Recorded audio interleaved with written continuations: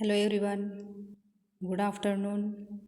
आज मैं आपको पिता का पत्र पुत्र के नाम इस पाठ की भाषा की बात मैं आपको समझाती हूँ। देखिए, जिन शब्दों का उच्चारण सुनने में एक जैसा प्रतीत हो किंतु अर्थ में क्या होता है, अंतर हो, उन्हें क्या कहते हैं? श्रुति सम भिन्नार्थक शब्द कहते हैं।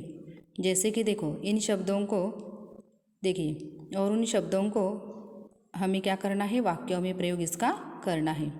शोक शौक, समान सामान, की पहली मात्रा वाला की और दूसरी मात्रा वाला की, आदि आदि और पत्र पात्र। यानी क्या होता है कि उच्चारण इसका क्या होता है, सुनने में जैसे एक जैसा होता है, मगर क्या होता है उसमें उसके अर्थ में अंतर होता है। ये क्या है? श्रुति सम भिन्नार्थक शब्द है। देखिए, अभी इन्हीं शब्दों का हमें क्या करना है, वाक्यों में प्रयोग करना है। शोक, इसका वाक्यों में प्रयोग हम अपने मन से भी कर सकते हैं। जैसे कि मैं आपको एक बताती हूँ। राजीव गांधी के मरने पर पूरे भारतवर्ष ने शोक मनाया, है ना। अभी दूसरा शब्द क्या है? शौक। मुझे पढ़ने का शौक है। जैसे कि और शब्द है समान सामान, की, आदि आदि और पत्र और पात्र। इन शब्दों का आपको वाक्यों में प्रयोग करना है। उसके बाद नीचे कुछ उदाहरण है, उन उदाहरण देखकर मूल शब्द से क्या करना है, अन्य शब्द बनाना है। जैसे कि एक यहाँ पर बना के दिया है, दृष्टि, दृष्टिकोण, दृष्टिगोचर और दृष्टिपात। उसके बाद है चरित्र, है ना। इससे 3 शब्द क्या बनते हैं? इस मूल शब्द से हमें अन्य 3 शब्द बनाए, चरित्र, चरित्रवान, चरित्रहीन और चरित्रशील। ऐसे आपको शिक्षा, आनंद और नियम, इन मूल शब्दों से आपको अन्य शब्द बनाने हैं। उसके बाद देखिए, संज्ञा के स्थान पर प्रयुक्त होने वाले शब्द क्या कहलाते हैं? सर्वनाम कहलाते हैं। जैसे कि किसी का नाम है तो उसकी जगह हम मैं, तुम, वह, ऐसे शब्दों का हम प्रयोग करते हैं, वो क्या है? सर्वनाम है। अभी सर्वनाम के 6 प्रकार हैं। तो पुरुषवाचक सर्वनाम, निश्चयवाचक सर्वनाम, अनिश्चयवाचक सर्वनाम, प्रश्नवाचक सर्वनाम, संबंधवाचक सर्वनाम और निजवाचक सर्वनाम।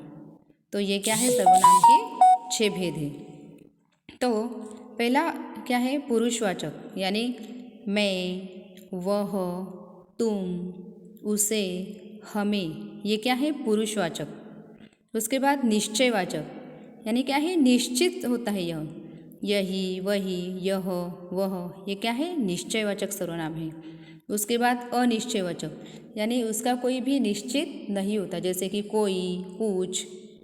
उसके बाद है प्रश्नवाचक, यानी जिससे प्रश्न पूछा जाता है, कौन, किसका। उसके बाद है संबंधवाचक, जो, सो, जिसे, उसे। निजवाचक, यानी स्वयं, अपने आप। ये क्या है? सर्वनाम के 6 भेद हैं। यानी इन्हीं सभी भेदों के आपको क्या करना है? 2 सर्वनाम शब्द पाठ से ढूंढकर लिखना है।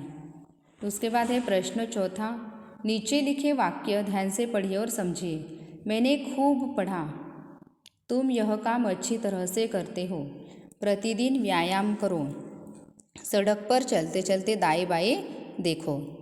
तो देखिए, खूब, अच्छी तरह, प्रतिदिन और दाएं बाएं, तो ये जो शब्द है ये क्या है? क्रिया विशेषण शब्द है। यानी क्या है? ये क्रिया की विशेषता बताते हैं।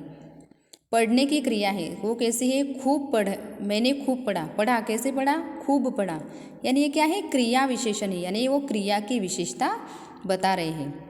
वैसे ही आपको इन क्रिया विशेषण शब्दों का क्या करना है? वाक्यों में प्रयोग करना। जैसे कि शांतिपूर्वक, प्रेम सहित, सदा, नियमपूर्वक और अचानक। तो इसका क्या करना है? आपको इन क्रिया विशेषण शब्दों का वाक्यों में प्रयोग करना है। जैसे कि शांतिपूर्वक, मैं वहाँ शांतिपूर्वक रहा। प्रेम सहित, मैं उससे प्रेम सहित मिला। सदा, हमें सदा व्यायाम करना चाहिए। नियमपूर्वक, मनुष्य को सभी कार्य नियमपूर्वक करने चाहिए। उसके बाद अचानक, वह अचानक गिर पड़ा। वैसे ही आपको क्या करना है, इन शब्दों की लिंग बताइए। प्रार्थना स्त्रीलिंगी, जवाब पुल्लिंगी, उदारता स्त्रीलिंगी, असंतोष पुल्लिंगी, चरित्र पुल्लिंगी, कर्तव्य पुल्लिंग, आमोद प्रमोद पुल्लिंग और गरीबी स्त्रीलिंग। ये है इन शब्दों के लिंग। उसके बाद प्रश्न छठा, सही विकल्प चुनिए। शुद्ध वर्तनी शब्द, तो इसमें से सुव्यवस्थित, सुव्यवस्थित और सुव्यवस्थित और सुवरित, तो इससे सही वर्तनी यानी सही शब्द इसमें से कौन सा है, यानी उसकी मात्राएं भी आपको देखनी है कौन सी बराबर है। तो इसमें से सुव्यवस्थित यानी जो तीसरा पर्याय है, सही विकल्प तीसरा जो है वह बराबर है।